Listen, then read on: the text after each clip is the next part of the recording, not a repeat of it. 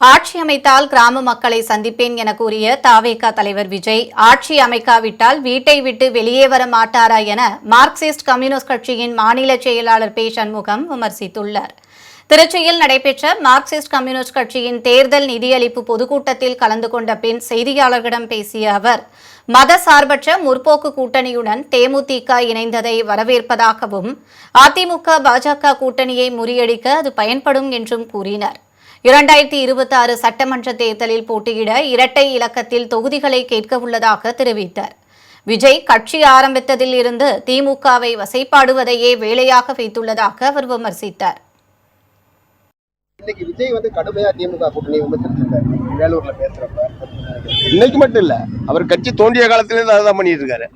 2 வருஷமா அதான் பண்ணிட்டு இருக்காரு. இன்னைக்கு திரும்பவும் அதுதான் செஞ்சிருக்காரு. அவர் இன்னைக்கு என்ன சொல்லியிருக்காரு, தேர்தலில் வெற்றி பெற்று ஆட்சி அமைத்தால் கிராமங்கள்ல மக்களை சந்திப்புன்னு சொல்லியிருக்காரு. ஆட்சி அமைக்கலன்னா வீட்டை விட்டு வெளியே வர மாட்டாரா?